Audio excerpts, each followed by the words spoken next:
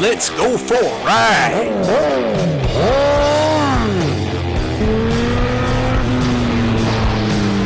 You are watching CycleCruza's all-in-one motorcycle channel. Subscribe today!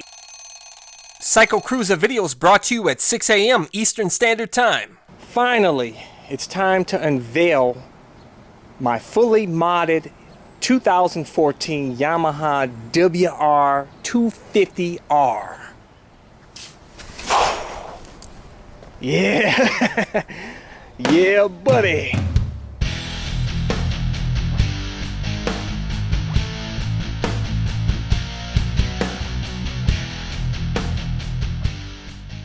Okay, let me go over all the modifications here for you. I try to go through as much as I can. Any that I leave out, I'll have a full list in the description and comment section of this video, along with links to get everything here.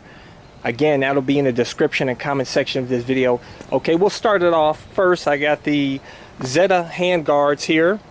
The reason I went with these is because I like the integrated smoke turn signals there. It looks really nice and clean. Also, I have the Zeta bracket here that attaches to the fork that makes the handguards more rigid. So if you drop your bike, it's going to be much more sturdier than without this bracket. And this bracket was not cheap, guys. I did add Power Mad folding mirrors here. I got rid of my KTM folding mirrors because my bike won't fit in my bug out van with those mirrors, even with them folded down. And these are so much better. These are really inexpensive too, guys.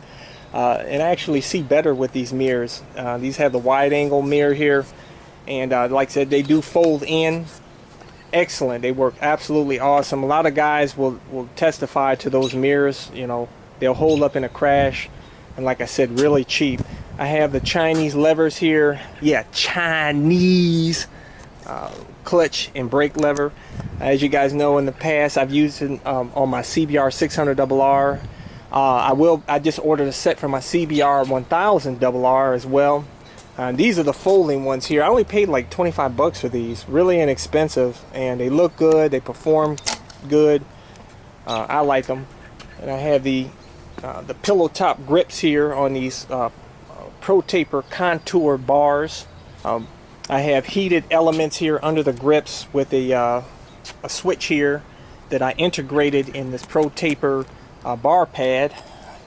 Thought I'd be a little creative here, and you know, and it worked out absolutely awesome. And also added a switch here, two-way switch for my Power Commander 5, which I have two custom maps.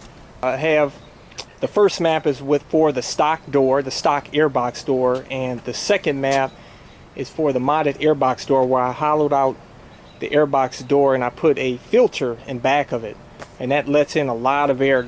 And the Dyno Tuner results are as follows. With the stock airbox door, it came out to 27.72 horsepower and 17.05 foot-pounds of torque. The modded airbox door, 28.68 horsepower and 17.26 foot-pounds of torque. So you got one full extra horsepower with my airbox door mod, and just a little tiny bump in torque. And I'll tell you guys, it's really nice, the extra power on this bike. Compared to stock. Definitely worth it. Also had him tune the suspension. He did that for 80 bucks. Tune the front and rear. For those of you guys that seen my video in the past where I showed you that video on my airbox door mod, and then I did a follow-up video on that telling you the Dyno Tuner said don't screw with the airbox. I'll tell you guys that the tuner actually had a problem with my Power Commander. That's why he wasn't able to add more gas for that setup. So he corrected it. There was a pin that was bent, and also the software was screwed up. He had to redo the software in the Power Commander, fix that bent piece. He also had to tin the wires for the two-way switch, but he was able to fully tune it, no problems, with my airbox door mod. So disregard that video where I said don't screw with the airbox, at least for this WR250r. That airbox door mod does work fine, and you can tune it. Okay, getting back to the mods here. The sprocket here, 47 tooth JT steel sprocket, and I have a Renthal chain cut to 112 links. Absolutely perfect. I did this myself, by the way. My very first time putting on a sprocket. and chain. Very easy. I still have the stock front sprocket there. These are stock wheels. I did had ordered some aftermarket wheels, but they took too long, man. It was like a month and a half wait for them, and they told me it was going to be another couple months or so. I said, screw it. You know, so I went ahead and canceled that and just stuck with the stockers here. I did upgrade the tire here. This is a D606 Dunlap dual sport tire here the front I have an MT21 Pirelli Scorpion front tire. That's recommended for this bike, this combination. A lot of people seem to love this combination. I'll tell you guys, it rides 20 times better than it did on those stockers. This is a Seat Concepts seat here, much more comfortable over stock. Stock seat is like sitting on wood.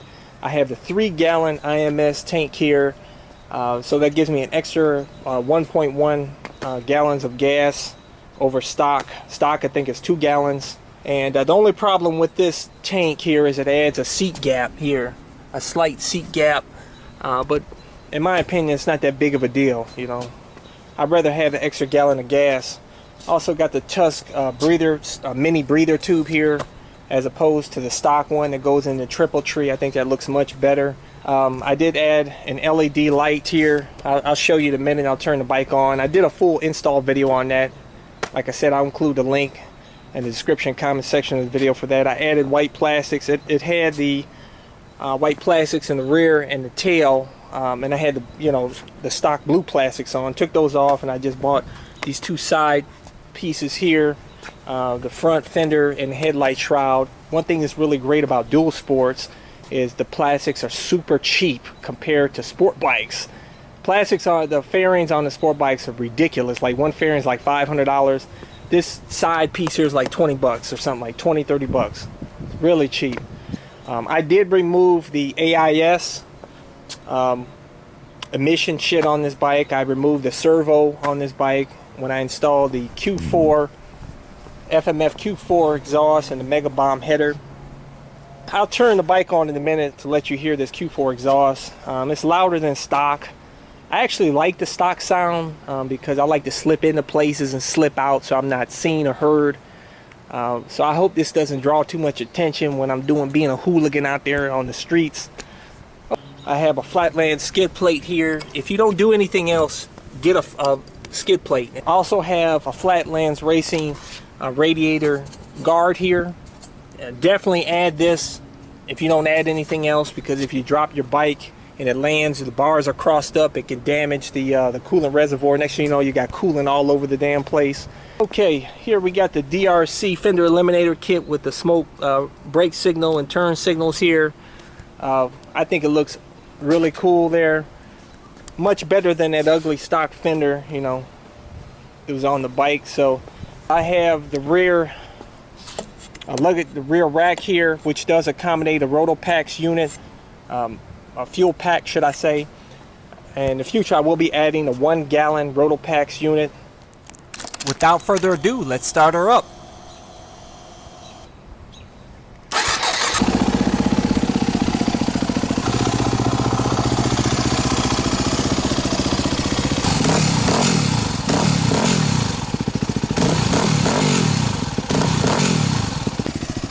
I love it. Hey guys, stay tuned for the second part of this video, which will be a ride on this modded WR250r, and I'll let you know if it's much better than stock.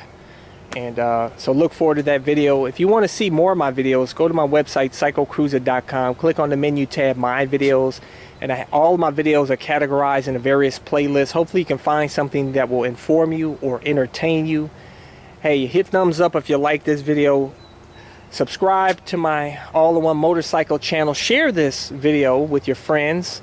And by the way, if you want to see my trip last year in the Rocky Mountains in my bug-out van here, this is my custom bug-out van that was customized. I spent close to $7,000 modifying this van so that it accommodates a motorcycle and allows me to camp out in it. If you haven't seen the tour that I did on this van, I'll include a link in the description and comment section of this video. I also added some new modifications to this van that you might want to check that video out that I'll be doing in the future sometime. And I tell you, I love this van. My bike fits absolutely perfect in this van, and it's really awesome combination. But I appreciate all you guys, so stay tuned. Like I said, links for all the modifications on this bike is in the description and comment section of this video. So until next time, catch you guys later. Check out my other channel, CycleCruza Motovlogs, where I discuss anything and everything, not just motorcycle shit.